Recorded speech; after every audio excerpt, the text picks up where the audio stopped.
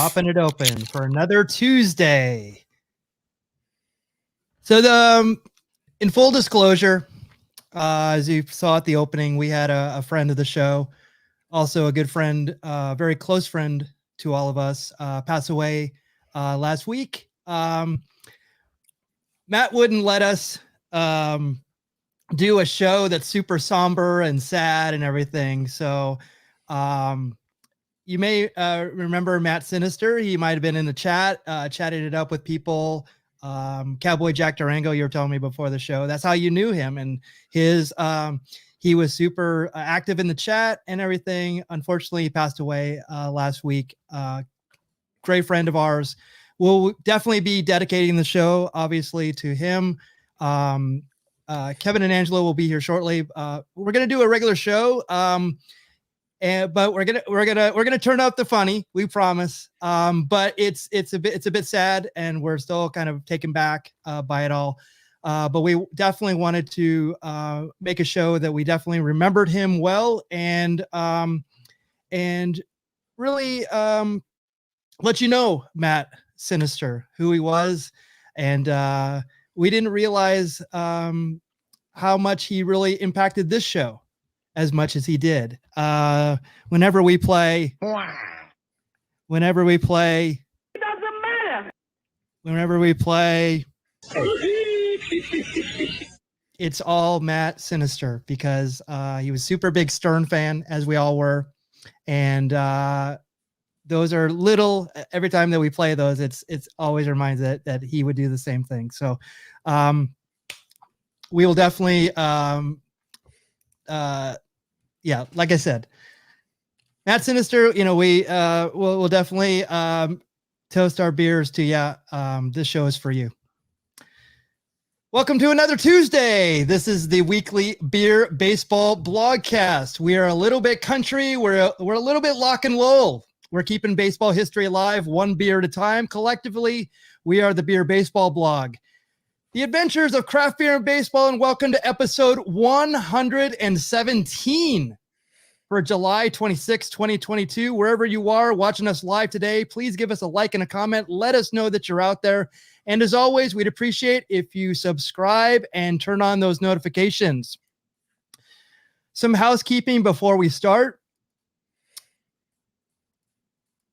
In lieu of doing our Patreon as we usually do, we're going to scroll our Patreon members, to which Matt was a Patreon subscriber. And again, he didn't have to be a Patreon subscriber, but he was. And the support that he gave us in this show, it meant a lot to us. And he's going to be forever missed. And again, I'm going to scroll everyone who's a Patreon subscriber, because they make this show happen as well. So we're going to skip over the Patreon for now. And we do have some information on kind of some support for Matt and his family. Here's a lineup card for today. In the leadoff spot is the VP of Content Development here at the Beer Baseball Blog. He is running a little bit late today, so he will not be here. Right one. Yes, he was actually on a bender this weekend with his friends in Las Vegas. So, you know, we understand there's a little hangover, literally and figuratively. So he will be here we hope quickly. Our field correspondent and senior research analyst here at the Beer Baseball Blog, Kevin Lyon. We definitely could not start the Matt Sinister tribute without him. So he will be here shortly, or at the same height. Batting third is the Goodwill Ambassador and the Sultan of Swig here at the Beer Baseball Blog. He is Cowboy Jack Durango.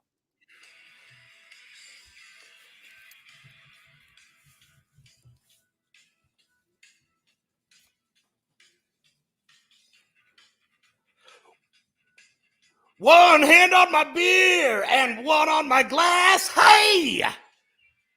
Where there's too much talking and I can't drink. No! So I tried my best illegal move. A black and white come and crush my groove again. Go on and write me up for one pint of beer. Post my face, wanted dead or alive. Take my money, all that jive. I can't drink with 50 beers.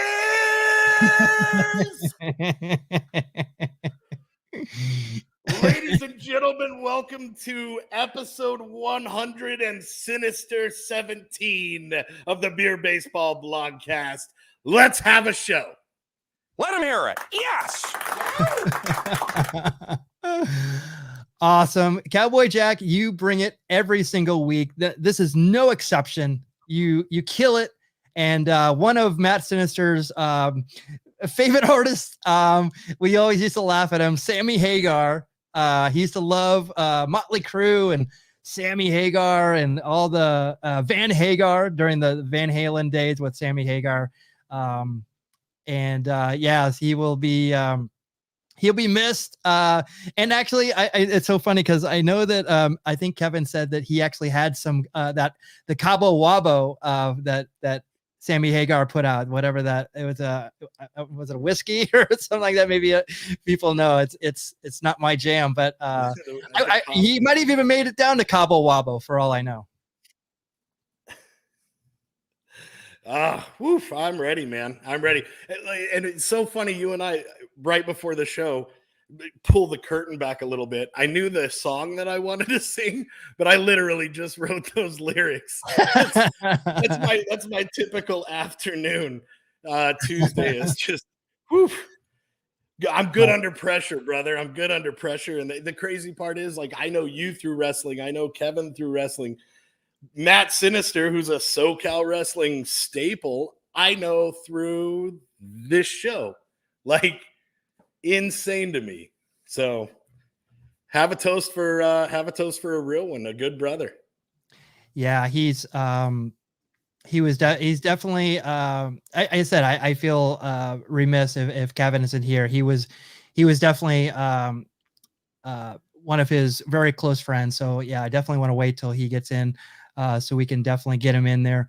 So I tell you what, let's go on with the show. Let's do it. Let's see what we are drinking tonight. Cowboy Jack Durango.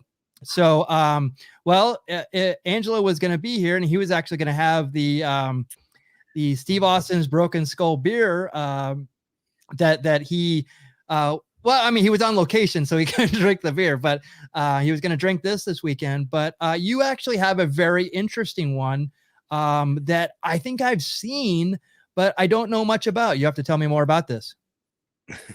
So this is, man, I went to the homies over at the Cactus Tap Room in Peoria, Arizona, and my jam is IPAs. And I went, I said, hey, I need a crispy IPA. And they pointed to this, and dude, the logo's so gnarly, so 80s.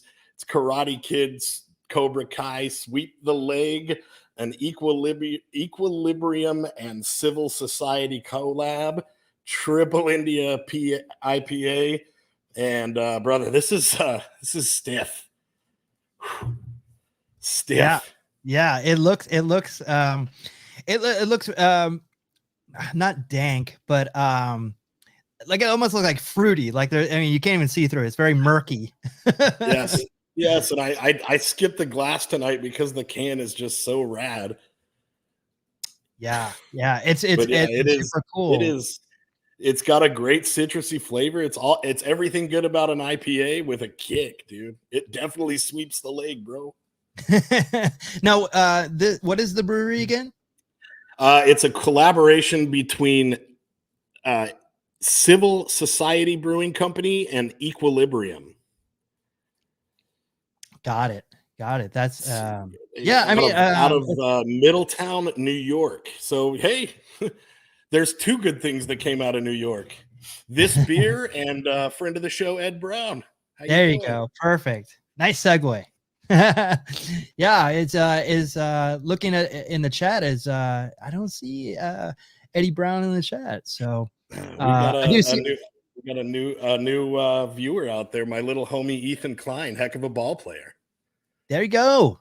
Ethan Klein, thank you so much for joining. We got David out there. We got Ian, If Sports Cars. Thank you so much for joining. Greg Hall. Yeah, Matt, he will definitely be missed. Yes, well, I think that's after your song, Jen. Yeah, no, solid. Nobody ever built a statue for a critic, brother. That's all I have to say. Siskel and Ebert were they were celebrated, but no, I don't think any statues. No, not at all. This is my beer for this week. This is the Stone Brewing Peak Conditions Hazy Double IPA. Now, the reason why I have this one is I happen to be, whenever I'm close to something, I'm like, I wonder if I'm going to stumble in there. And I just happened to be over in Pasadena last week. And I said like, oh yeah, there's a secret little Stone like tap room over there. And so I wonder if they'll have anything special. And they did. This is a West Coast IPA, but it says West Coast hops, East Coast haze. So it's 8.1 ABV and 55 IBU. So a little middle of the road there. West Coast hops, East Coast haze, Hawaiian inspiration. This ridiculously tasty double IPA combines influence from across the country with passion fruit, orange, guava, and one of the most flavorful beers we've ever released. This is actually a re-release of this. This was so popular, they actually re-released this. So for a 12-ounce can, it packs a lot of punch. And it's like, I would say that it's like drinking a hazy beer through a grapefruit. It is, it is really, really super juicy. And I think the only place that you can get this is there, and it might be selective other places, but if you see this one, it is so good. So please go out of your way to try to find this one. I'm intrigued, dude. We should clip the show and send that to him. You'll be on a Super Bowl commercial shilling that beer. Well done, sir. I hope so. I'm rooting for Stone because we talked about that before, that they might be acquired by someone else, or in that process. I love everything that comes from Stone.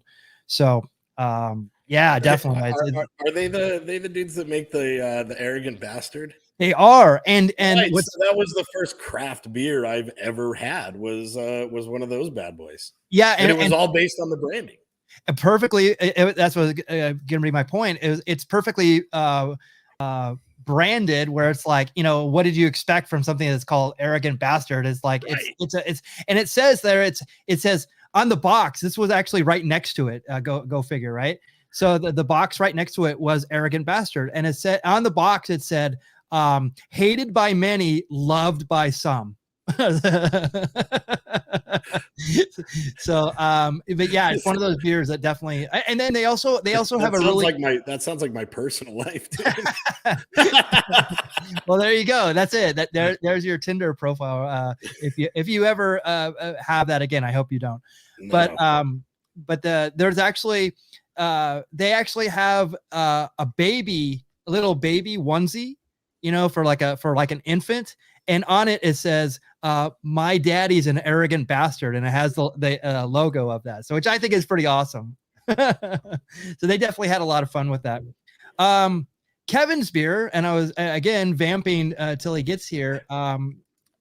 This one I don't know much about. I've seen this since I've known about craft beer, that Iron Maiden has had a beer. I was surprised it wasn't higher ABV. I think it's only I think it's under 5, maybe even 4.7 or so. But I want to know about this because I've never got it, even though they have they've had other Trooper ones, and it looks like the Iron Maiden albums, and I don't know who puts it out. I've never gone into it, and it's just never been, for whatever reason, I just never got one of these. So I'm very interested. This is Kevin's beer for tonight. Dude, that's so, you know what, man? I never knew that early 60s anti-Vietnam folk band, Iron Maiden, were so well marketed, dude. Good for them. Yeah, they were a very I guess they're not a popular folk band. They're a more popular heavy metal band. Actually, Iron Maiden actually you got me. Was that? I said you got me. Iron Maiden actually did something on a separate note. For those who don't know, Iron Maiden is a I won't even say popular. I think they were more underground. I mean, they were popular because they had really like neat album art, and like Run to the Hills was like, it wasn't on the radio or anything. It's probably one of the only bands that sold more t-shirts than albums. That's okay. So that's my point. So one of the things that Iron Maiden did that was super smart in like the Napster days when people were downloading music was the lead singer, his name is Bruce Dickinson, and Bruce Dickinson was actually a licensed pilot. Like he could fly like big aircraft. And one of the things about Iron Maiden is that they used to tour in their own jet. They would fly themselves to everywhere instead of flying commercial or whatever, or whatever first class. They had their own plane that they flew. Okay, so Bruce, what they did in the Napster days was they actually they looked at the analytics of where the places that people were downloading music, their music specifically, and they went and they toured those places and basically revived their career. There's a whole documentary about it. And they flew themselves to all these destinations, like in Argentina and South America. They were super popular in like South America. So, they were like one of the first bands to have their own beer and everything. So like, yeah. So like, run to the hills or run to the brewery to get us. Hey, speak of the devil. Whoa, the literal devil just showed up. The Dark Lord. I love you used the photo I took at Total Wine last night when I went to look for this. Yeah, I couldn't find anything else. This was a better picture than anything else. Which is interesting because this beer's been out for quite a while. I've seen it. Not with this label. It was with another label. Yeah, that's all the difference is. I guess it's not a different recipe because it says right here, created by Iron Maiden special edition label. So this is the Day of the Dead label here. And after I don't know if I have my glass. I was going to read the back, but if I do, I feel like I'm going to spill this out.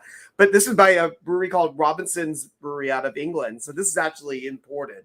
Nice. And I don't know, this came out a while ago. I'm sure somewhere. It's been out for at least like a decade, I would say. Yeah, something like that. Yeah, exactly. Check out Fancy Pants Hipster Kevin. He's like, no, I love craft beer, but only imported craft beer.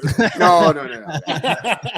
But I love the Ballotcast pretty great too because it has Eddie on it. They know. Oh, save that. I want to see that. Yeah. Yeah. I'll save you when you solo me. I'll show you what that looks like. It says, "Can I play with madness?" There you go. Can I play with madness? Yeah. But I'm no Jack Durango. I definitely can't. I can't carry a tune like he does. No one can. Awesome. You're welcome, bro. No, I appreciate that. It was great. I was cackling driving home. Made the drive a little easier. I'm glad it was a fitting tribute, dude. Fitting. Okay, sure. Fitting. Yeah, sure. But I saw him with Sammy Hagar. I saw Sammy Hagar and Matt once like 5 years ago. Oh, that's right. That's right. Yeah, he asked me to go. I'm like, all right, fine, I'll go. And I'm like, it was a fun show for what it was. Sammy Hagar in the circle, and opening up was Collective Soul. I was like, wow, that band's still around. Bro, I don't know if this is Kismet or not, but Live Nation sent me an email today, and Sammy Hagar is coming to Phoenix. Oh my gosh! In September. It's pretty soon. Matt, you know what I would have said? You know what I would have said about that? Thank you for the warning. Yeah, there you go. Kevin, you're coming with me, bro. Oh no. I did my one tour. My one tour of Sammy Hagar. Which is hilarious because I didn't even know he was in town, but Matt actually saw Sammy Hagar like about 10 days or so ago, like a few days before he passed away. Wow. Hell yeah. Well, Kevin, I know that you saw that tour, and thank you for your service. Thank you. About time I get thanked for my being a veteran and just the life being around for how many years is it this week? 170,000. 170,000. You got it. See, and then why have I had issues dealing with the struggle of my close friend Matt Sinister passing away, who I knew for almost 30 years? That's nothing in my grand scheme of things, exactly, right? yeah. I mean, geez, that might as well be a week in my life. So before we get into this day in baseball, since you're here, Kevin, and we should definitely do this, and let's talk about Matt for just a few minutes. No. And all right, where do we start?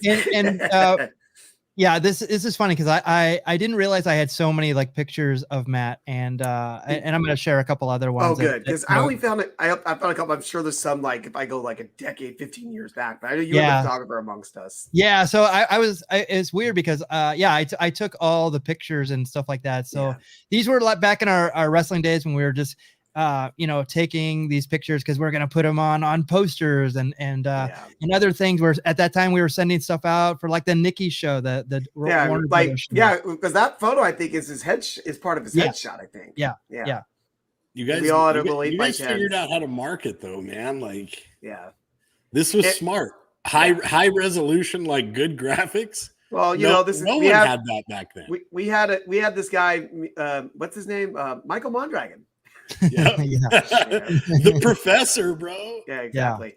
Hey, and Jack, you actually might have met Matt in passing because the one time Matt, Jack actually wrestled in our organization called Revolution Pro, and the show you wrestled on, Matt was there backstage. He came out and did they brought him out as like a Rev Pro legend. So you might have it might have been a good old brother handshake. There was definitely one of those for sure. Yeah, but bro, back then we would also do the slight bow. Remember that? Yeah. Oh, yes. the worker handshake with the slight bow, dude. Yeah. Oh, we were the worst because we kind of DIY'd breaking in and we didn't know about the handshake. Oh my God. Yeah. And we would do real handshakes and we'd be like, what's with these?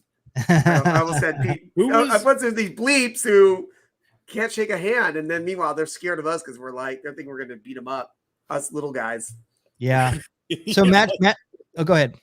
No, it just made me laugh, man. Matt Sinister, he started his career in 1994. His first match taking place at the now famous Ice House in Fullerton. So tell us about the Ice House, Kevin. And by the way, the referee for that match, of course, that would be me. My first ever wrestling card as well. Mr. Excitement's first match was that night, Ed. For any WCW fans, Blitzkrieg, who was in WCW for like a year, that was his first match on that show as well. Yep. And I don't know if I can talk about one of the guys that we booked in the main event, but there was Too Cold Scorpio and Al Snow on the show, and somebody else who Too Cold Scorpio wrestled a murderer, and Too Cold wrestled a guy ended up murdering his family. Oh, cool. So but actually Matt Sinister has had a lot of credibility because he actually went to the Heart Dungeon and actually traveled on his own dime. Yeah, he moved up there for a couple months in the early '95, and he was training with Bruce. Bruce Hart was the one doing the training. You better shut your mouth right now. Are you kidding me? No, he actually did train with the Hart. He did train with Bruce for a couple months in there. And that was like the rib forever because we would say, like, we would go to him and be like, you went to the Hart School. How do we know? Where's your diploma? Because he never got a diploma. And that was the rib on forever. Like, how do we know you didn't go to the Hearts? Where's your diploma? You didn't graduate from there.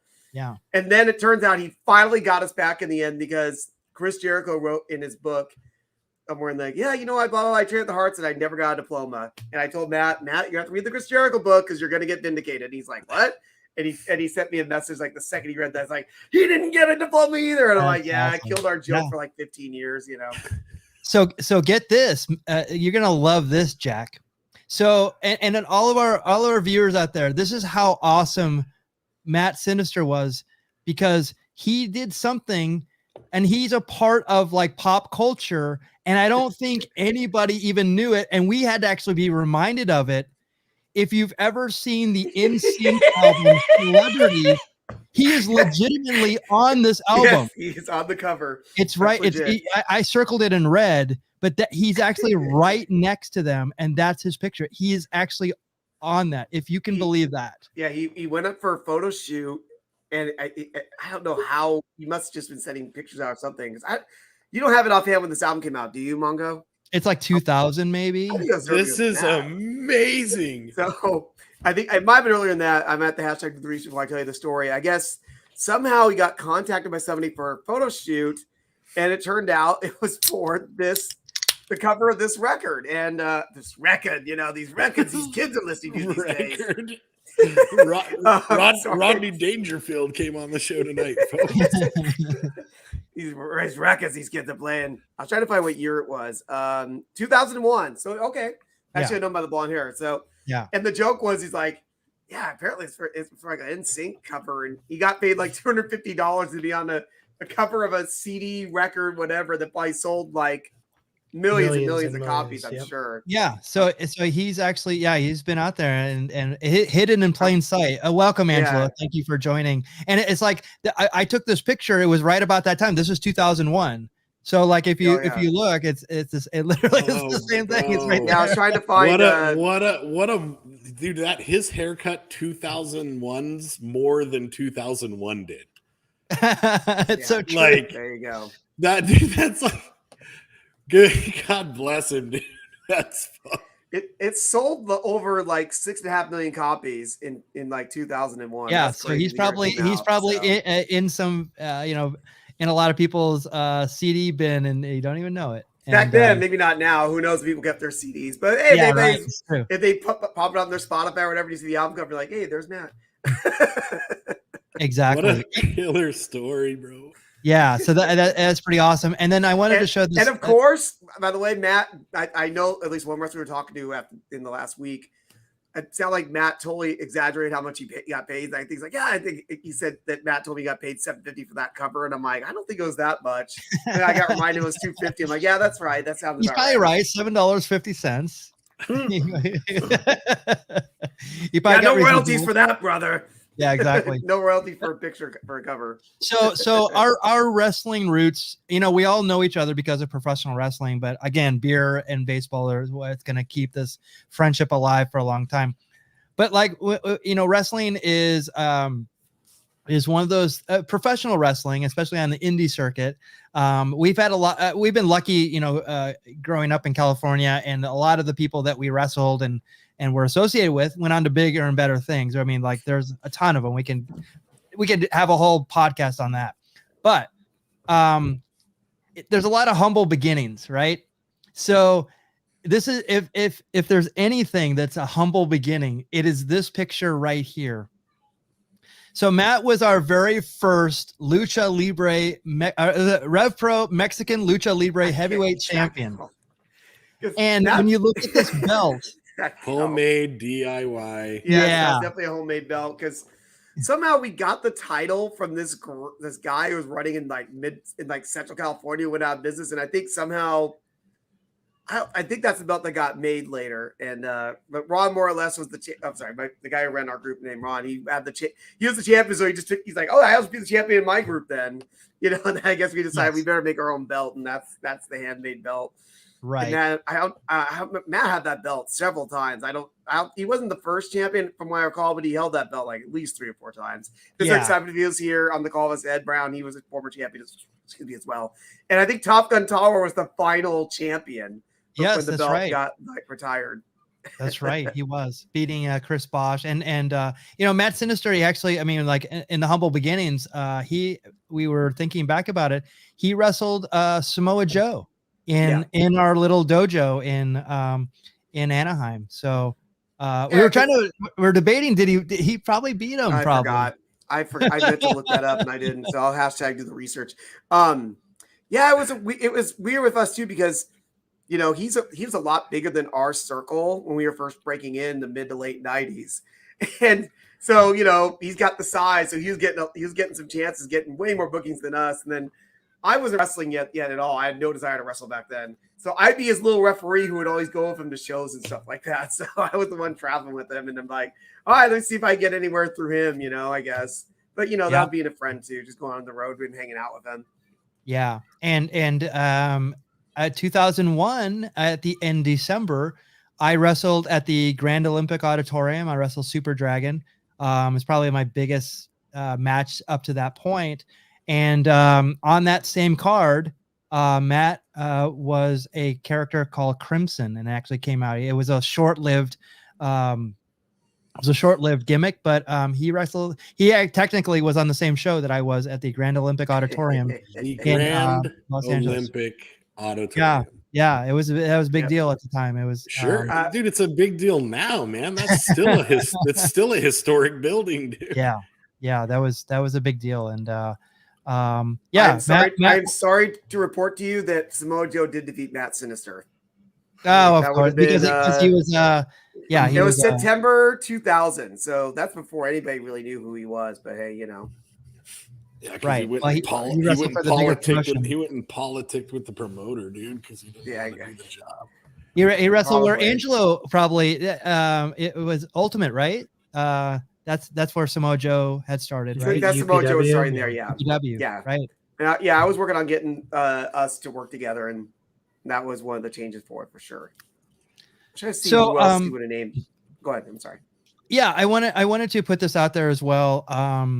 There's two things. There's actually a YouTube channel called if you look up Grim Green, they did Matt was a part of a vaping community that's very supportive, and we were kind of taken aback about how loved he was in this community. If you look up Grim Green, they did a whole they did a show, and they had people sending in videos and stuff like that. They did a really great job in celebrating his life and him, and he was super motivational. And actually, I turned it on, and actually, there's a match from like our early days, and they talk about. I guess Matt used to say like "power bomb the world," and Matt power bombed me like he did a power bomb off like the top rope in that match, or Matt doing power bombs. What are you talking about? Yeah, exactly. He was a big power bomb guy. So definitely check out Grim Green.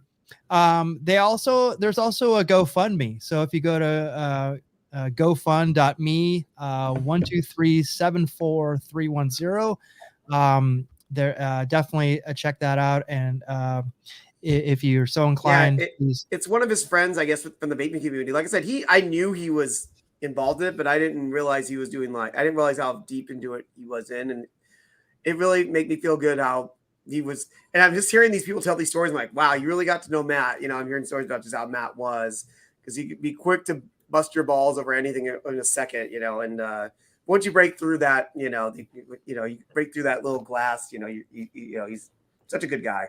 Yeah.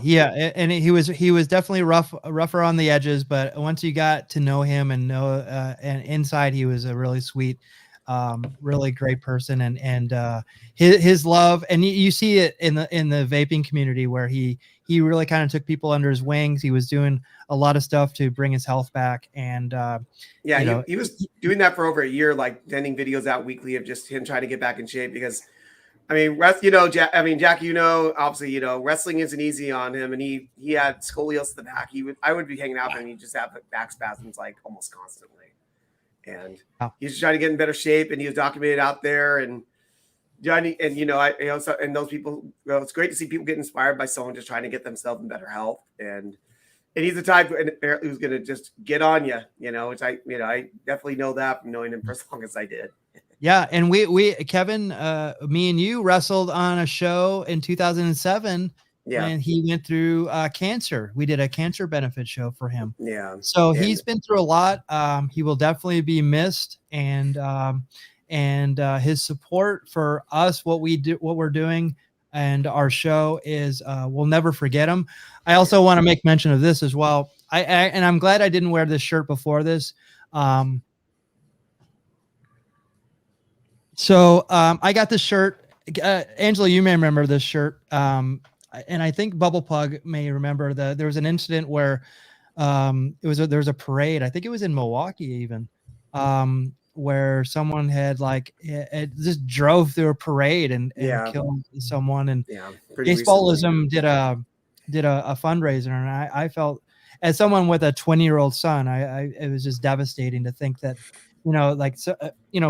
God, what if that could have happened to me just as easily as someone else? But the thing that I love about it is the family part of it. And again, it's like for me, personally, like family is sometimes just a term. But Matt was family. And even though you don't have to get along always with your family, but in the end, the love is always there. He was super supportive. And I think that's all we're looking for, if I can be on a side note, but Matt was very supportive, and he had a lot of love. Again, once you get past the rough exterior, you feel the love. Believe me, I have had to hear it. I mean, because like some people would be like, "Oh yeah, he's kind of I'm not. Yeah, I know. Just it's all right, Yeah. Yeah. There's a relative of mine. Many people say the same thing about. I think we all have those people. Angelo, did you know Matt?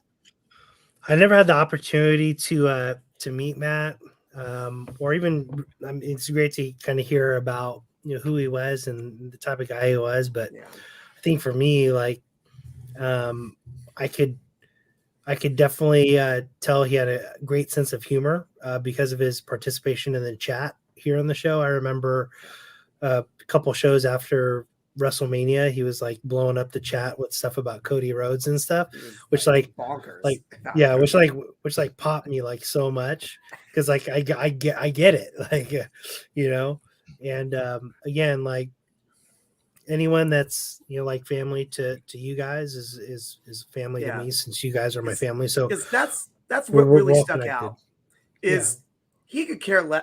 I mean, the last time we saw Matt was about a little over a year ago. We went to a game on the way back. We stopped at a brewery, and it's like, hey, Matt, all right, let's hang out. And, like he drinks some beer, but he could care less. I think he could care less about baseball, but because we're so close to him, he started watching, and he decided to just, hey, here's a few bucks to help you guys out. I'm doing what you're doing. And his fiance, I was like, what? That's Patreon. I would not have expected that. Yeah. And it turns out too his fiance would watch the show and watch him laughing, see him a good time. And I guess her son is playing baseball in high school too. I found out. So.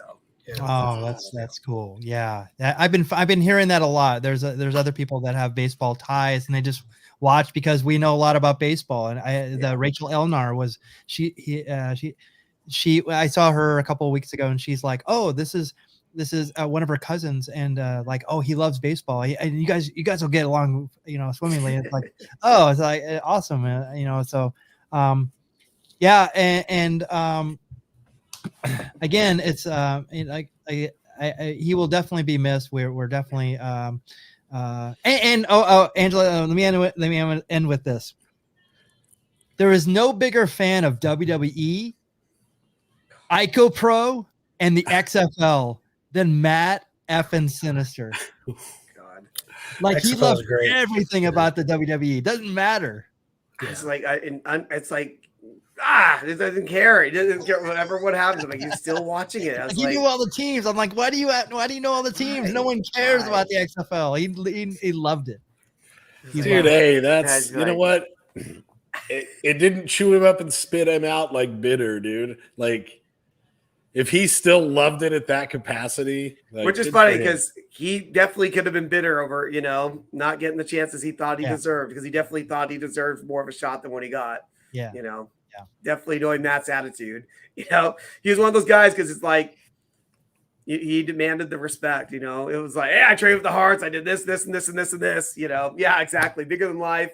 Yeah. Definitely passionate about the stuff he loves. Like, definitely, I could tell you that. Yeah. So we'll definitely flash the GoFundMe, and we'll definitely do that. So cheers, Matt. We hardly knew you. I'm going to be finished with this by the time. But this is only a 4.7. This is nothing. I got a backup beer ready for Card Sharks. Of course you do. It's only a 19 ounce. This is barely over a pint. This is nothing. You guys have like 10%ers. I was like, oh geez, I'm gonna keep up with you guys.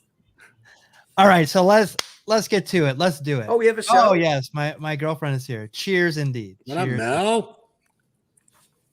Thank you so much. Talk about family and support. There's support right there. Except so this is this day in baseball history for July 26th.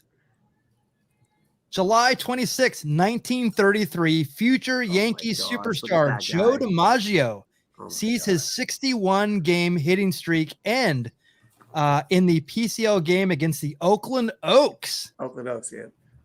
Oh, yeah. The San Francisco Seals 19-year-old outfielder's accomplishment sets a new minor league record, shattering the mark of 49 established by Jack Ness in 1914. Wow. Yeah. I forgot he did that. That's totally insane. It's insane. I don't know if that's still the record now, but it's amazing. They got an even better streak in minor league baseball than in major league. It's insane. Yeah, we'll have to check on that because I know that there was somebody had a really long streak and it wasn't too long ago. I'll look it up. You got it. I'll look it up. June. I have it down as June 26. Why is it June 26? It's supposed to be July. It's all right. Oh, whatever. Yeah, it's close enough for rock and roll. We're fine. And it doesn't matter. That's right. Thank you. There you go. Ed Linke starts a 1-2-6 double play when catcher Jack Redmond snags Yankee outfielders Jesse Hill's line drive that caroms off his battery mate's head and relays to the ball to the shortstop Red Kess to double up Ben Chapman at second base. So basically, the guy lined the ball off his head, and it went to the catcher, and then he threw it to the shortstop. The Senator right-hander spends 2 days in the hospital after being carried off the pitcher's mound on a stretcher. Wow. Yeah, I mean that is scary for the ball to go that. I mean, wow. 90 feet back. Yeah. Or I'm sorry, 60 feet back. Yeah. That is unbelievable. Unbelievable. Did you find the yes? So something interesting too is I don't. It says in 1919 there's a guy named Joe Wilhoit in a league called the Western League that has 69, and that apparently might be is listed as the minor league record. The first thing I looked up. Okay. But so the one you're thinking of is Francisco Mejia in 2016 had a 50-game hitting streak in the minor league. Baseball. I knew he wasn't like I don't think he had a little cup of coffee in the major leagues, but yeah, it was. I remember there was the name rings a bell. So I mean, it's only 2016. He might still be in the majors now, for all I know. Yeah, that could be. Yeah, look it up here. In a 5-4 win over Pittsburgh at Montreal's Olympic Stadium, Expos first baseman Pete Rose singles for the 3,052nd time, tying him with Ty Cobb on the all-time career list. So 3,052 singles. Wow. Charlie Hustle will finish his 24-year major league career with 3,215 singles, accounting for 75% of his major league record, 4,256 hits, which is absolutely crazy. Oh, wait a minute. Look at this. Greg Hall says, I was gonna say, I saw something about the Rays. I'm like, oh, okay, there you go. That's crazy. I wasn't even aware that he was still. That was the same Mejia. Wow. Yeah, that's funny though, because that's just a catcher doing that too. I don't know if he was playing catcher in minor leagues, but I was like, wow, that's pretty awesome. That's true. Thank you, Greg, for the assist there, Greg. Yeah, that's awesome. Thank you so much. Man, thank goodness that guy isn't in the Hall of Fame, right? Like, yeah, I know. Yeah. Why? Way to go, MLB. Yeah, exactly. But but don't worry, you can bet on baseball at baseball games now, so it's fine. Sure. Yeah, what? Geez. There's we could have a whole show on that. The anomalies in baseball. Yeah.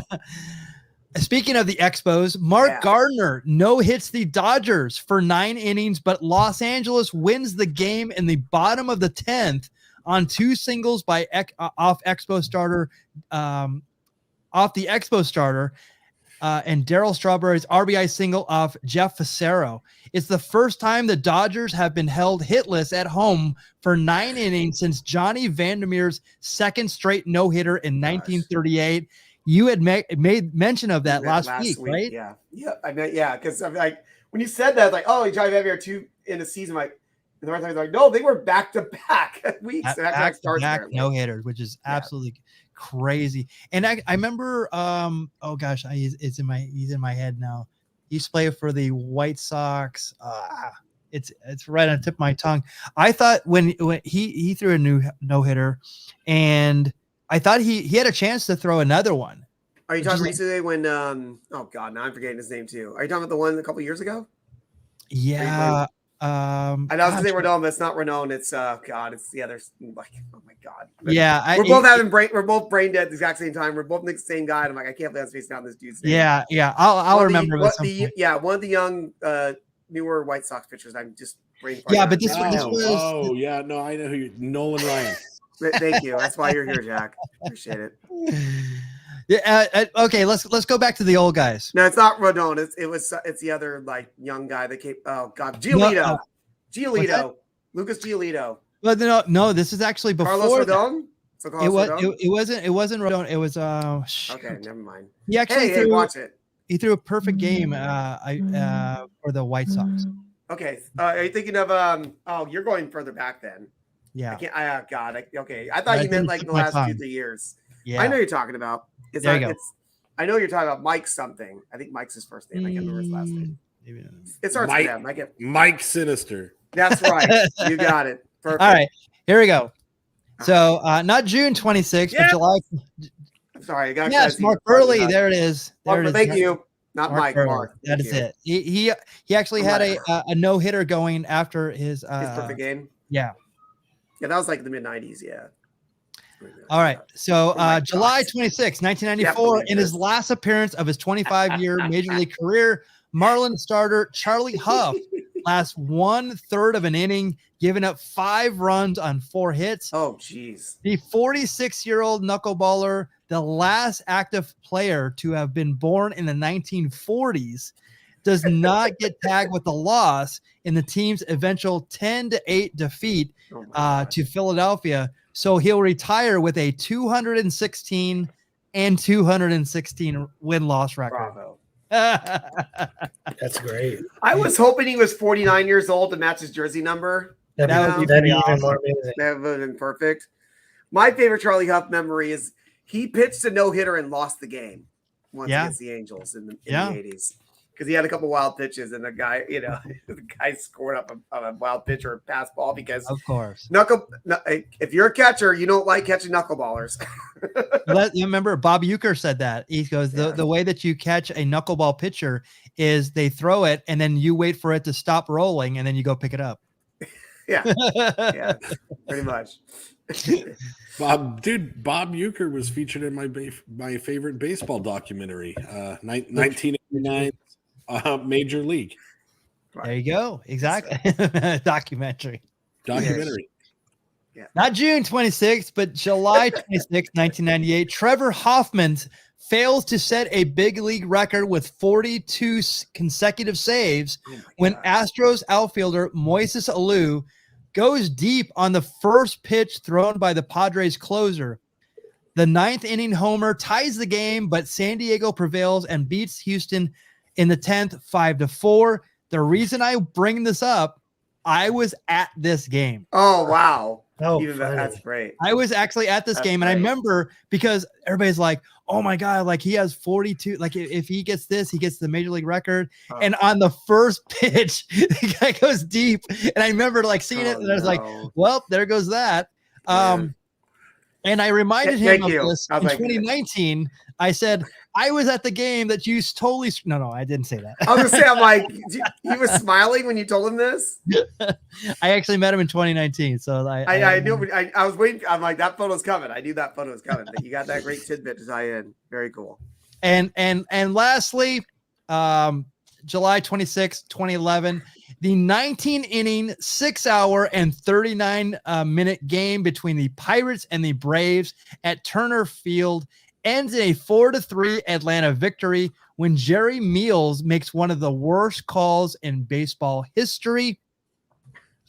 The home plate umpire rules that Michael McKerney missed Julio Lugo, although it was evident to everyone in the ballpark that the catcher tagged out the base runner 3 feet in front of the plate. No. Yes, if you can actually look this up, it is absolutely astounding. Now, didn't we talk about a game similar to this before? Yes. It's not this game though. It's not this game. That's interesting. We talked about a game that was like a 6.5-hour game, and we more or less figured the umpire just said, "Forget it, I don't care," because literally the umpire just like walked off the field. Like, that's exactly it. And during this is what basically these types of games are the games that kind of made them go to replay, because to play like almost like 7 hours, and it was literally like if it wasn't even like a bang bang play. It was like the guy grounded the third, he threw the catcher tagged him, and it was like, okay, now on the next, and then they called him. The umpire just called him safe. Like if you see the footage, it's crazy. No. Yeah, it's one of those plays that definitely changed baseball. That's crazy. Definitely. All right, but look at that picture of he's just looking at the glove like, yeah. He's like, yeah. What happened? And exactly, you know what? This is funny because the Pirates were actually at that time pretty good. Like people don't even think like the Pirates, right? The Pirates had this long history. They were actually fighting their way back. After this, they were never the same. They actually from July to whatever, they like totally tanked. I think they've been to the playoffs like once since then. So like this was like a turning point in their franchise. For sure. Yes. I wonder if there's I wonder if there's a John Boy video of that.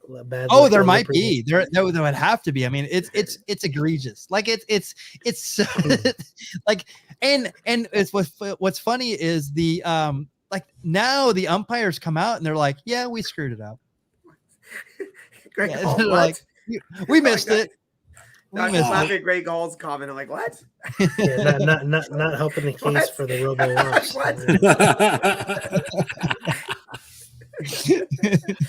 Awesome. I hope Greg's eyes are okay. Jeez. Yeah, that's awesome. All right, so let's get into baseball card sharks. Here are the baseball card sharks standings.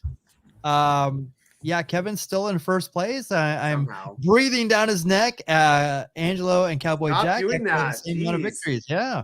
Take some Altoids. You're breathing down my neck. Jeez. Yeah, but you know what? I have the most amount of losses. So, all right. Hey, remember when you don't get it right, it's an opportunity to learn, right? Yeah. Each year has less than 100 home runs. Yes. All right. I'll remember. Here are the baseball card shark rules. We're going to draw 11 cards. 3 go on your bench. We're going to pick a category. We're going to go high, low, and see if we can make our way up the board. So let me remove this. I'm going to do that. Booyah. All right, here we go. Here we go, yo. Here we go, yo. So what's the category? What's the scenario? Are we doing pitchers or position players? We have position players. I got my man Ricky Henderson right on top. So what do you want to go for? Do it. What are our options on there? I'm not doing home runs again. We did home runs last week. Do singles happen to be on there? Oh gosh. Not singles. No. Just Pete Rose. Okay. Hits, doubles, triples, home runs, runs batted in, stolen bases. Well, we could do singles. All you gotta do is get his hits total and subtract the triples. No, math. It's math. There you go. Two things that are never on our side at the Beer Baseball Blogcast: math and technology. That's for darn sure. I resemble that remark. Yeah. Let's go. Let's see, guys. What we got? Let's do. Have we done stolen bases? Well, I mean, if you talking stolen bases, you got the greatest of all time right on top.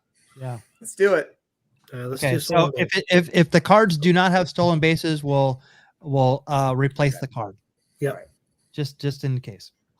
All right, so we're starting at the top. Obviously, Ricky Henderson, the greatest of all time. Start at the top. Yeah, you're gonna start at the top of that. Yep. Kevin. Yes, sir. You are going to love this one. All right. I think No, I'm just I kidding. think Angelo and Cowboy Jack, you will learn to appreciate the greatness of this man. This goes back to the senior baseball league. Yes. Okay. He is the son of a very famous game show host. Oh my God. This is Pete Lecoq. Pete Lecoq, Pete Lecoq. who I right. did get Kevin his autograph when I went to Sloan Field. God, Bill Buckner and Fergie Jenkins were there. I'm like, oh my God, it's Pete Lecoq.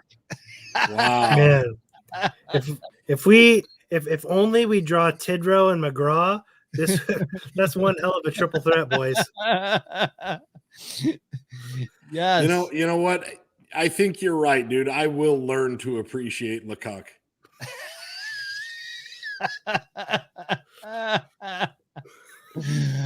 Oh, Johnny Bench.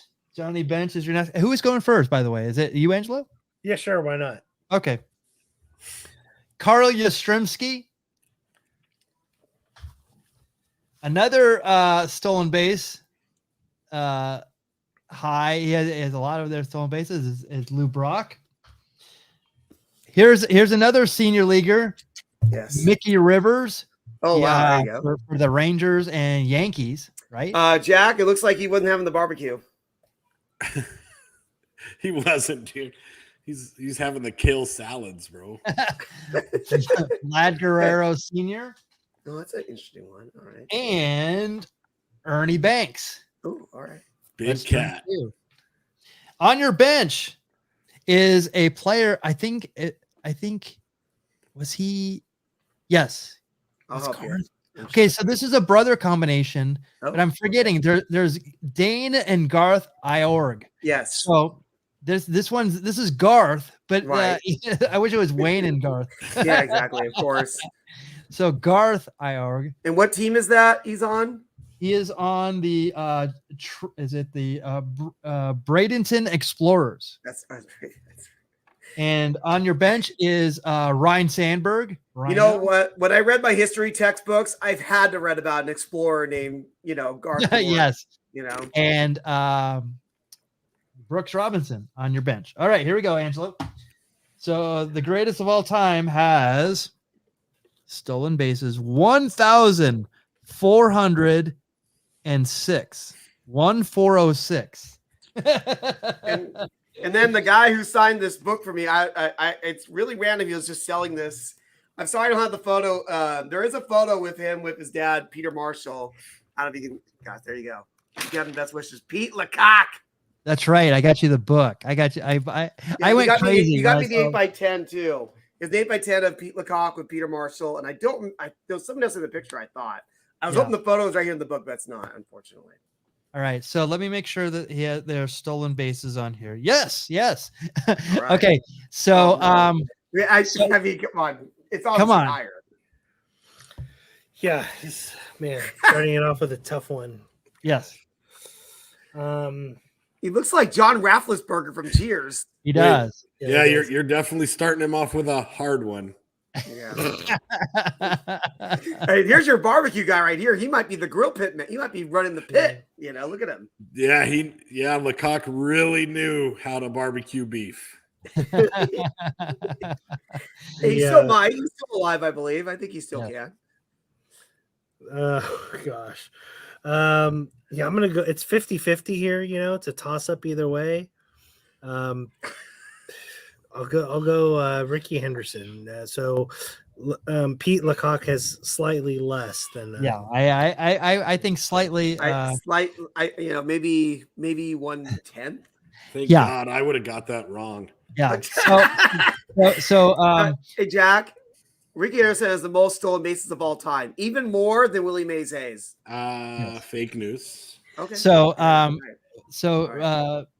Ricky Henderson has 4 digits. This man has 1 digit, and it's 8. Hey, wait a minute. Lecoq has 8. 8's a respectable number. Can you double check that? Is that 8 stolen bases in his senior league season or in his MLB career? He actually has 2 in the senior league. All right, he was a speed demon. This has to be from Little League to Yeah, exactly. Yeah. Let me make sure your stolen bases are on here for right. so Johnny Bench, Oh my higher God. or lower than 8? Friend of the Higher. show, Hey, Johnny man, Bench. eight's above average. Calm down. Jeez. Quit Eight's shaming. above average for Lecoq. You're right. Get your red hots. I'll go more than 8. Yeah. Surprisingly, Johnny Bench has 68 stolen All right. bases. All right. Can you imagine giving up a stolen base to one of the Grays? So and Johnny Bench was like the guy who you could not steal a base off of. His arm was like fantastic by the plate, throwing out the runners. So I'm looking on this. It's got to be on there. Yeah, it is. It is. Right. Okay, so Carl Yastrzemski, higher or lower than 68? This will be very interesting. Yeah. Very interesting. 68. I need to clip that, Kevin. Mm-hmm. I need to clip Artie Johnson saying very interesting. Yes, So sir. this legitimately is a complete guess. It is. Yeah, I don't know either. Yeah, I'll go slightly higher than 68. You're fine. He has to have more than 68. Okay. I think so, at least. 168. There you go. Oh wow, how funny is that? Exactly 100 more. All right, there you go. All right. Yeah, you moved up. I think he played more than I don't know, Michael. Now this is a tough one as well. Sorry. Look, Lou Brock is laughing that you said that. He's like smirking, trying to like, yeah, okay. Yeah, I think I'd have to say more than 168. I think you're He pretty has like 1,000 or like 960. stolen bases. 938. 938. That's what it was. And that was the record until Ricky Henderson broke it. Sorry, Jack. Fake news. I know. All right. So have a sandwich, Mickey Rivers. Higher or lower? I'd say Ricky Wild Rivers has a less. Okay. Yeah, I think you're Thank you okay for with that. that. He actually has 9 in the senior baseball, but a career of 267. I thought he had a pretty good number. Yeah, 267. When I was looking at the board, this next one was the one I was like, I have no clue on this one. Yeah, no clue. And right, 267. This will be tough, actually. I have no idea. This one's pretty tough. No clue. Not necessarily known for his speed, No. arm and power, and according to Wives' Tales, known for the player to be named at the bottom there. Yeah, I won't reference.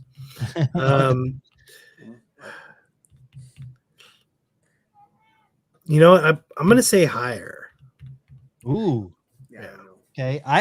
I would have gone lower, and I could be totally wrong too. And I don't know why. Yeah, I'll go high. I'll stick with higher. Okay, higher. I think he did play a few more years than Mickey, but I don't know for sure on that. So 181. Oh, wow. I the only reason I say that is because I feel like he was either one of those guys like hit or miss, like, and if he was getting on base, he wasn't stealing. So He was gonna get doubles. Yeah, I feel like Mickey Rivers was more a concentrated speedster. So yeah, well, I mean, look at him. That's why he needed enough sandwiches. But that's good for stolen bases. Jeez, and I think Lou Brock is still second of all time. So we have the top 2 of all time already off the board here. Yeah, that's true. It could be a crapshoot from here on. All right, who's next? Come on, I'm taking it, baby. Let's go. Right. Okay.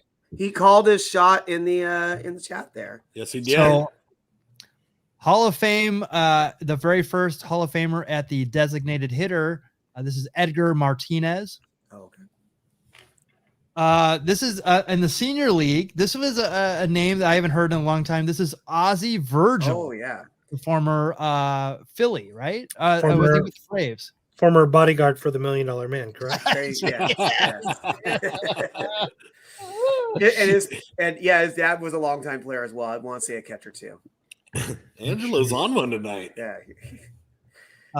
This Chug was those Stone Cold beers, brother. What? this man was one of the he's actually immortalized with the Arizona Diamondbacks, but here he's a Dodger. Boo. Oh, jeez. Yeah, this is Luis Gonzalez. I almost forgot about that. Yeah, I forgot he was with the Dodgers. I as had well. no clue. Yep. I remember this player for the Texas Rangers. This is from the Senior League. He's for the Winter Haven Super Sox. This is Al Bunbury. Oh my goodness. Yeah. Oh yeah. Oh yeah. Total like 70s and 80s player right there. Come on down to Crazy Al Bunbury's used car dealership. And hey, a special this Saturday, Pete Lecoq will be making some barbecue. Above average barbecue. That's right. This player played for the Red Sox and Yankees. He also played for the Athletics, but not a lot of people know that he played started with the Kansas City Royals. This is Johnny Damon. Yeah. Yeah. And this is the awesome like That's a acetate really cool card. card. I love these cards so much. They're so Good cool. stuff. Okay. Another one of the kids. This is Gary Carter, Speedster. And last but not least, I remember him with the Reds. I think he might have even had a stint with the Cardinals. This is Cesar Cedanio for what team Gold is that? Coast Suns. Oh, look at that. Woo, I would not want to mess with him. Dude. Yes. Oh yeah. Oh. Yeah, I remember mostly as an Astro for sure. Oh yeah, that's right. Yeah, that's right. I don't remember him. Okay, so starting out with 49 for Edgar Martinez. That's actually more than I would have expected. I wouldn't have known because he had a long career. Now, what team is Ozzie Virgil playing with here in the Senior League? He's playing for the St. Petersburg Pelicans. All right. Hopefully he catches the Pelican when he's ready. All right, so go for it. Give me that number to beat. Oh yeah, that's right. You're up, Jack. 49. Man, well, let's go slightly lower than 49. I hope so. I hope so. I think you're pretty safe with a 4. So Pete Lecoq had twice as many stolen bases. That's true. I told you 8 inches was above average, bro. Yeah. All right, Luis Gonzalez, higher or lower than 4? All right. Well, there's 2 things I know about Gonzo. One, don't post a picture of him on your social media without explicit written permission from himself. That's right. And second, he's got more than 4. Yeah, I think you are definitely pretty safe. Oh yeah. A couple hundred. 121. 121 for Gonzo, which is also a character in the Muppet Show and actually a form of adult entertainment. Wait, what? All right, so what? No, I missed your joke. Darn it. I got the beard. I'm like, wait, what did you just say? What? It's a genre of adult entertainment. Let me move on, please. No, I want to know what Muppets you're talking about. Oh yeah, hi-oh. Sorry, I gotcha. Yeah, I'm like, oh yeah.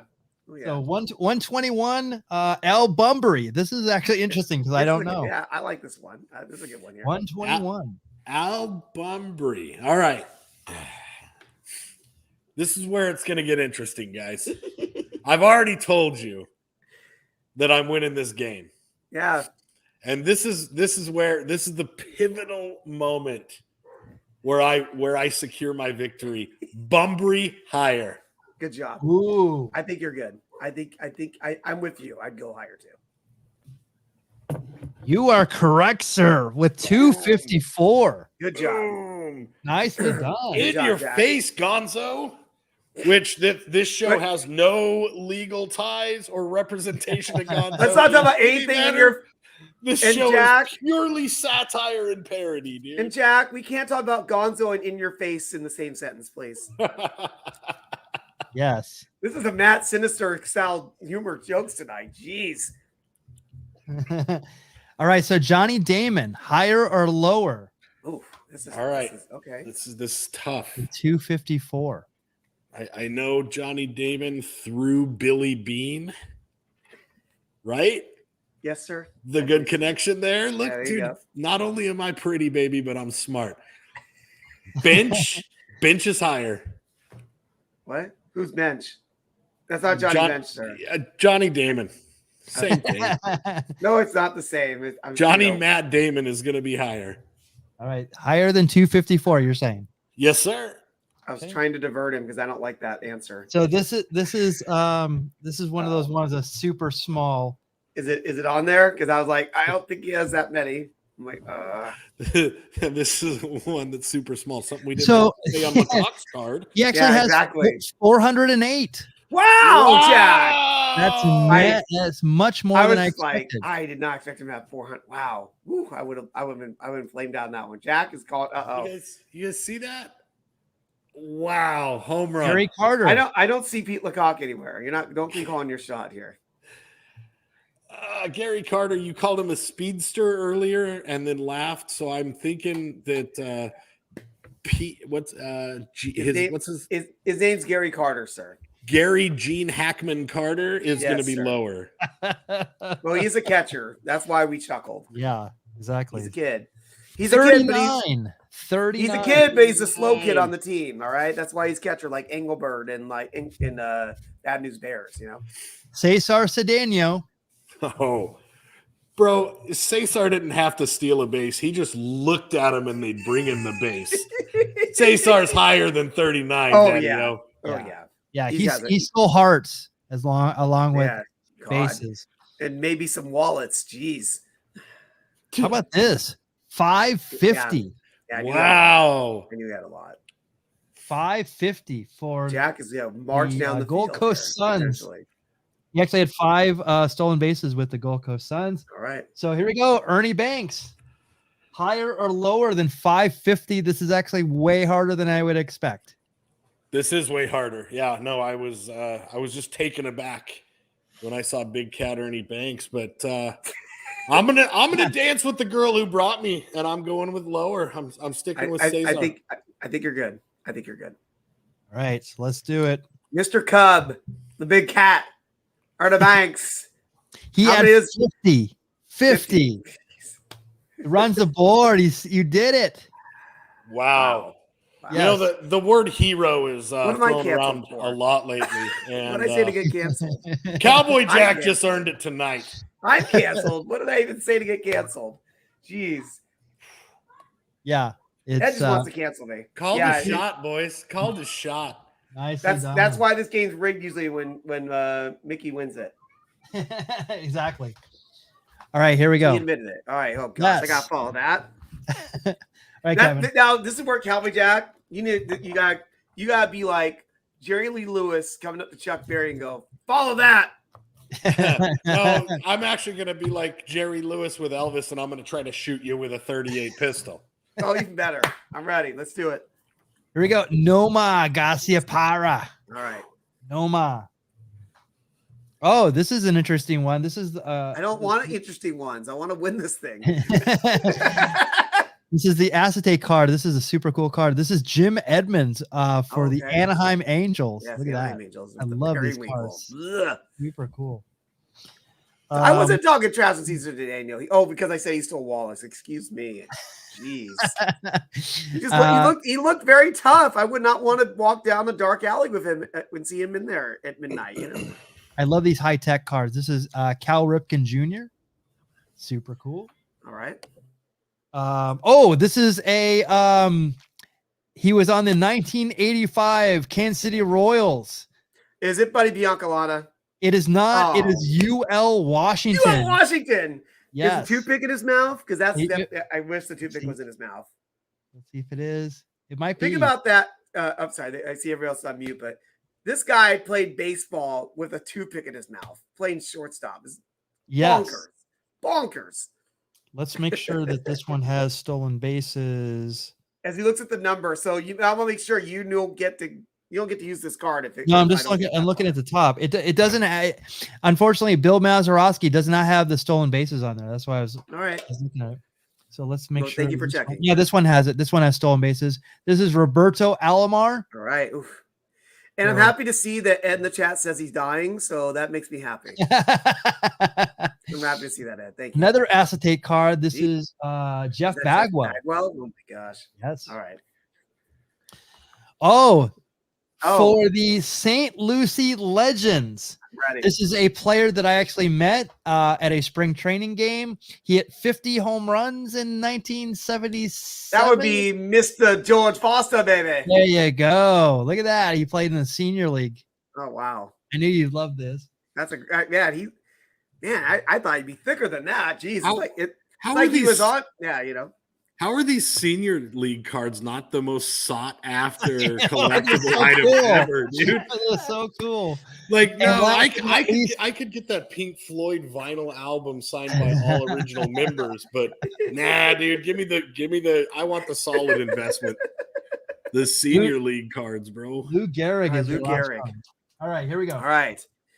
So no more. All right.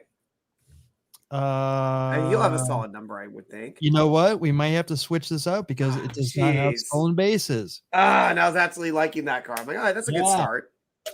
Oh, Let's gosh. see. Let's see if Philly. Here's where this game is rigged and I'm gonna lose right Here now. we Watch go. this. Wow. Okay, so let me make sure. Stolen bases. Yes. So your replacement card is Kirby Puckett. Okay, Wow. Kirby Puckett. All right. Kirby Puckett. Definitely, Biceps Definitely like not- Christmas hams, bro. yeah, Yes. definitely not the Speedster. 134. 134. Gosh, this is still hard even with Jim Edmonds.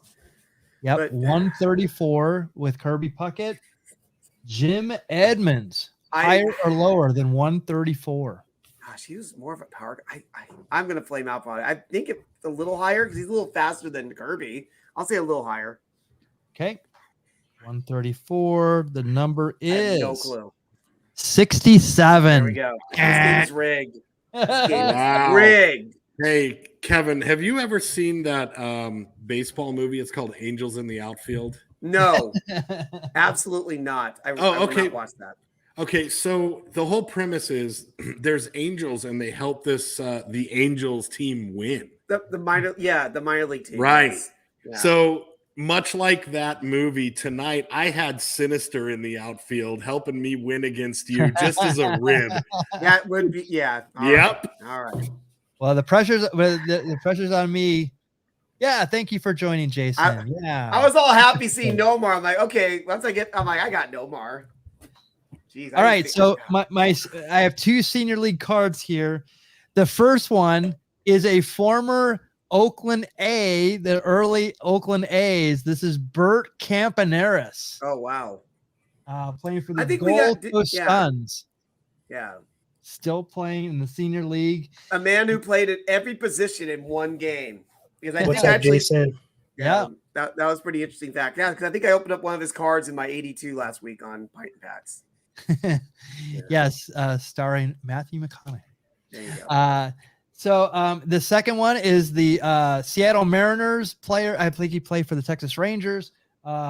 And he blew the foul ball foul. This That's is right. Lenny Randall. Lenny Randall. Heck yeah, Lenny Randall. Didn't we show the clip, or was it a did. photo where he went after the Oh, that's pitcher. right. On that drag bunt, right? Yeah. Oh yeah, it was gnarly.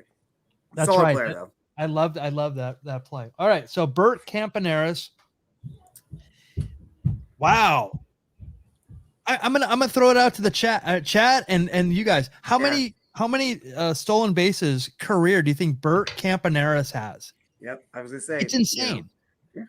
624. That's a pretty good guess. That's a great guess. I was gonna say I was like, I feel probably an all timer back in this period. 649. Good job, Jack. Wow. Wow.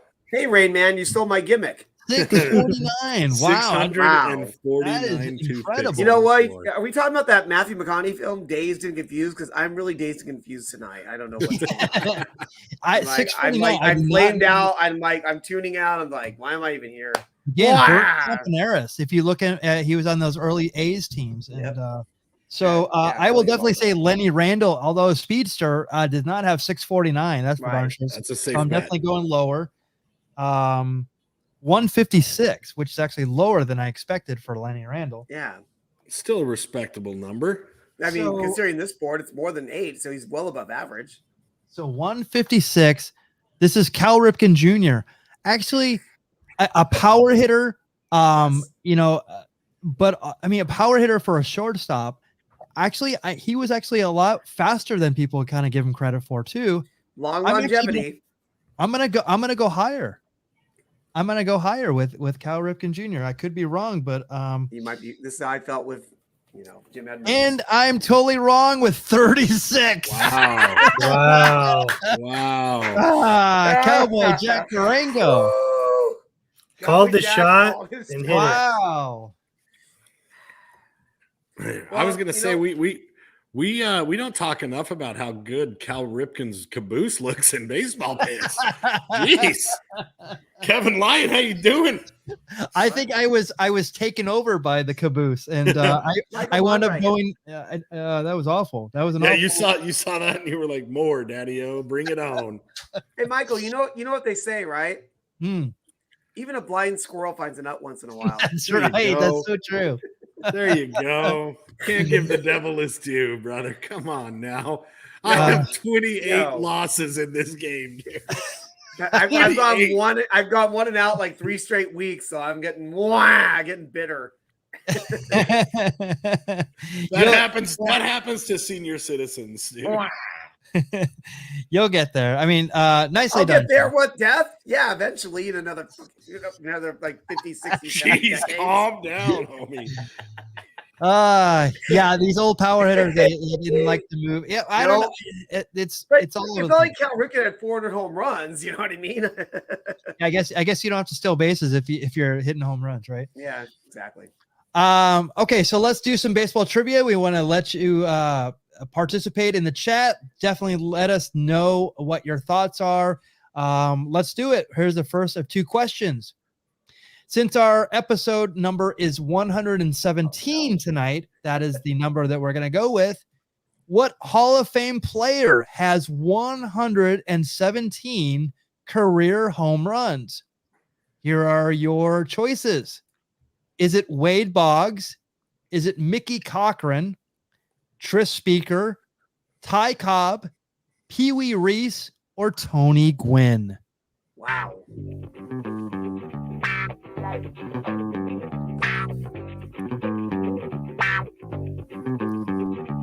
117 career home runs for this Hall of Fame player. Jason going with Pee Wee Reese. Does this include the senior league? I was hoping so. Maybe, maybe not. It seems like such a low number for a Hall of Famer, right? But hey, we talked about Ichiro of 99 or whatever it was. Yes. Yeah, in the 90s. We did a whole episode of 100, so Ed going with Paul Rubens. Deep cut, bro. Deep cut. Yeah. Excuse me, I do the deep cuts around here. Yes. Greg Hall going with the Chicken Man. Who can drink 55 beers? Yes. Yes. So, Angelo, what do you got? So I had 2 potential options here. One of them was a baseball player that was prominently featured in vignettes with the late and great Mr. Perfect. And that's Wade Boggs. Mm. The second choice was solidified, and I'm going to go with my guy, Jason, VT Sports Guy, a faithful viewer and commenter of Beer and Break, and I'll go with number 5, Pee Wee Reese. And also Ed Brown for saying Paul Rubens.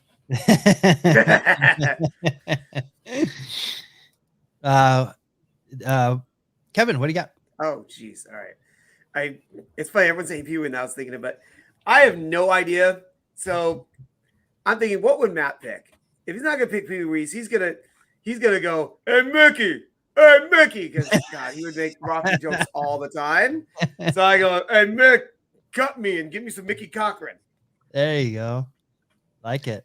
I like it. Wow, man. I was gonna go with the unsung hero, Irish Mickey Cochran, but let's see. I don't think anybody's picked Tony Gwynn, so come on down, Tony Gwynn. 394 hazy pale ale, great beer. Yes. Pale ale too. Well, I can't believe it that no one has picked this. It's Ty Cobb, isn't it? It is It's Ty Cobb. Wow. Oh Wow. man, there's a specific reason I didn't pick Ty Cobb. You don't I'm like Ty serious. Cobb. No, but Ty Cobb did not like to hit home runs. Yeah. There you Ty go. Cobb hated hitting home runs. It wasn't that he couldn't. Like, he could call his shot, but he would much rather play in the field and hit slap singles. Yeah. Which So- I gave that story on the very first hoppy hour that I did with you guys. There you go. Interestingly enough, apparently he didn't know that chicks dig the long ball. This is before that Sure. happened, you know? Yeah. That commercial hadn't come out yet. Oh, all right. Fair enough.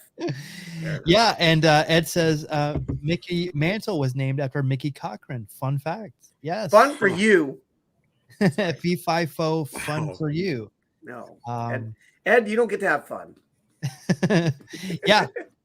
Yeah, That's a fun one. oh wow. Okay. And there's gonna be some more Ty Cobb soon, Jack. Get ready. Yes. All right. You're So me. here is question number 2. Which manager has the most wins all time and is not in the Hall of Fame? Here are your choices. Is it Gene Mauch, Dusty Baker, Bruce Bochy, Lou Piniella, Jim Leland, or Terry Francona? So this is the manager that has the most all-time wins, but is not in the Hall of Fame.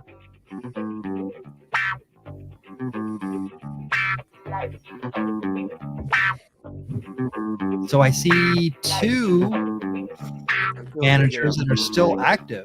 I'm feeling pretty good on this one.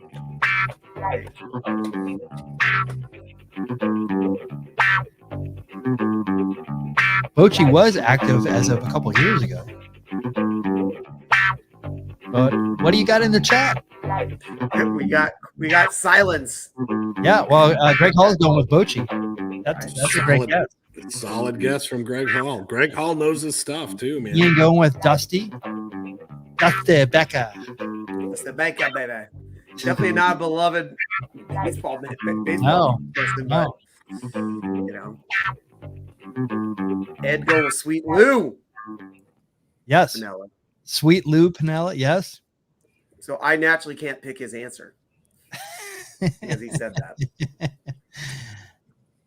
So, Angelo, who do you got? This one's tough. It is tough. I'm gonna go with Jim Leyland. Oh, that's a great guess. It's a great guess. So he took the what was it? The Marlins. it was a 1990. Well, he was with the Pirates. The Pirates was Yeah. He started with the Pirates, but Yes. finally got his title with the Marlins, yep. right? Yes, sir. Yep. Had a run with the Tigers, I believe. Yep. He did. Mm-hmm. Kevin? I'm going to go with the oldest man of this bunch, the veteran manager, the manager of the 1982 Angels when I first became a baseball fan, kayfabe, Mr. Gene Mauch. Nice. Wow. Cowboy Jack. Well, I want to keep it wrestling themed. I was going to go with the American Dream, Dusty Baker, but I'm going to go deep. I'm going to go deep WWF cut and say Brother Love Bruce Pritchard Bochy. dude. Well, as you know, Vince McMahon is no longer with WWE, and Bruce Pritchard is probably Right. not going to be long for WWE. You should have stuck with your previous. Oh, choice. it's Dusty.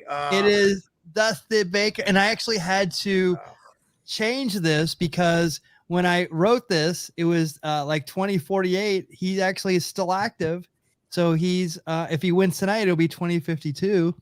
He's actually the longest. So he's the highest for those not. He's still active. It's still going to go up. Yeah. That's what I get for that's what I get for going against Ian from his sports cards. I forgot he was around that long because he was the manager of the 2002 Giants against the Angels. That's right. Right. I forgot he's had that much tenure as a manager. Yeah, I flew too close to the sun, dude. Much like Icarus, my wings melted and I fell back to earth. Yeah, I mean, I just went with my Angels as a kid roots. My kid being like 107, I think I was then. Yeah. And he was also he was the manager of the All-Stars as well. Yeah. So yeah, Dustin Baker. Now wait a minute. We asked, let's see if they remember last week. How do we determine the managers at the All-Star game? Yes. It's a gladiator fight. But they don't use like tridents and swords and stuff. Like they have Nerf. Thank you. No. Thank you. That's all I see in the buzzer. Please. Please, thank you. I hate that buzzer. I love that buzzer. Angelo, do you know the answer? You remember from last week? Yeah, the answer is they make a determination on who's above average or not. You cocked it, bro. Yeah. No. No, might be a new term on this show now. They're like cocked. The correct answer is the managers from the previous year's World Series. There you go. There you go. So if nothing else, you learned something about baseball tonight. And the funny thing I remember hearing about Dusty Baker. I remember as a St. Louis Cardinals fan, I remember going to Vegas and I was watching the Cardinals in a sports book, and then I saw these other guys that were watching the Cardinals, and I think they were playing the Reds at the time, and Dusty was managing, and I started chatting him up, and I'm just like, I go, what do you think about Dusty Baker? And I go, I'm really surprised that he's still managing, because at that time he wasn't a manager that was winning a lot and all this other stuff, and he was also with the Cubs as well. So, and longtime Cardinals rival. So the answer that the guy gave me was awesome. He goes, I love that he's in Cincinnati so we can keep an eye on him. As if he's not doing any damage to anybody else. Just let's make sure that he's there. He stayed right there in obscurity in Cincinnati. I thought I have an interesting question. I have an interesting question for you, Mongo, that you may not know, but would he be eligible to be on the ballot for a Hall of Famer, considering he's a current active manager? That's a really good question, and I have no clue on that. That's a great question. I think that he has eligibility for a player, but he might have already passed that. He probably didn't. It probably already passed. Yeah. He probably. I mean, he wouldn't make it as a player, but as a manager, he could still get in. Yeah, I'd be hard pressed to think he wouldn't make it as a manager. So we talk about. It depends how much the writers like him, though. That's true. That's true too. And he also, remember, he was. But then again, LaRussa made it in. I was trying to Hey, but you know what? He was managing the Giants when Bonds was, That's exactly what I was thinking. But that's why I went to LaRussa. LaRussa apologized for McGuire and all those guys, and Canseco and everybody. So right. No, he apologized, and then he did the crane kick. I love that beer. I would love to have that beer, Jack. What a way to wrap it up. Awesome. Yeah. Is that beer kicking the leg out of your leg? That's what I would ask. That's like the old wrestling saying. Out of my leg tonight. I love that saying in wrestling. Perfectly drunkenly spoken. Of course.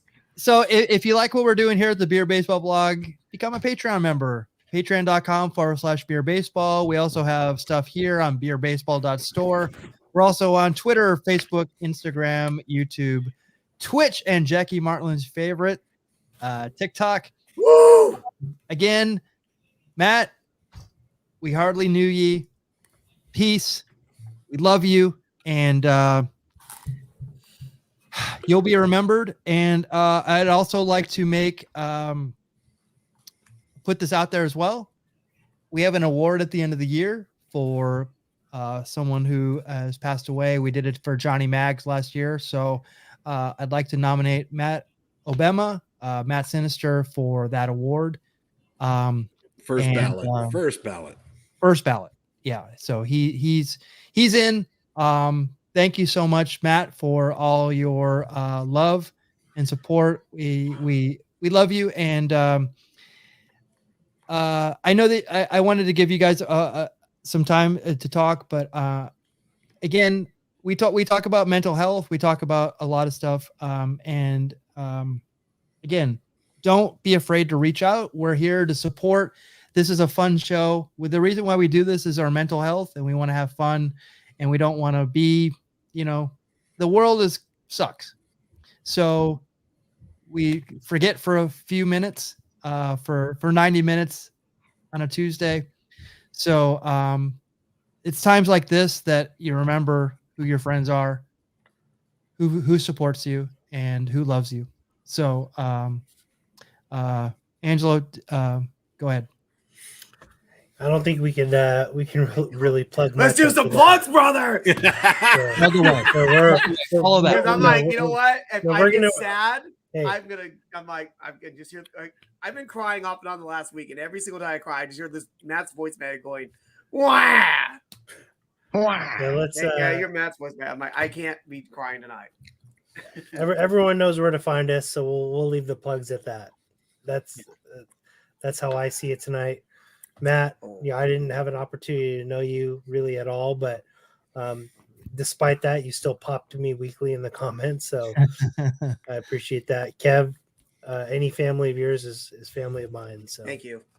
Yeah, no, and sincerely, thanks for people reaching out, and it was a really hard week for me, and I'm like, I can't get serious now. I gotta be in that mode, be like, yeah, wow, don't you cry about me dying. Do your plug. So tune in on YouTube Saturday morning at 9 a.m. to watch Beer and Break with Angelo. Tune in on Instagram at 7 p.m. It's going to be on Thursday, I believe, for Pint and Packs. I don't think I'll be able to do it tomorrow. I don't even know where. I got a whole bunch of new cards from Michael Mondragon. I don't know where I put it. So I don't know. We'll see. Let's give you a surprise. And I have a can of Let Yourself Free by Radiant Beer to open up for the occasion. And Sunday at 5:30 p.m. Pacific. Jack, what's our topic this week? Do you remember? We're covering baseball's first and only mini, Mascarada Sagrada. Whoa. Eddie Goodell. That'd be Mascarita Sagrada. Eddie Goodell. Which is great because last week we talked about a Mike Veck event being the Disco Demolition Night. Now we're going to talk about his father, Bill Veck, who put on the publicity stunt of Eddie Goodell. Yeah. So again, love you, Matt Sinister. Thank you so much. You'll be missed. So we'll see you next Tuesday for another Beer Baseball Blogcast. Thank you so much for joining us tonight, and we'll talk to you next weekend. Next week. Next Tuesday. It's been a long week. All right. Good night, everyone. Take care.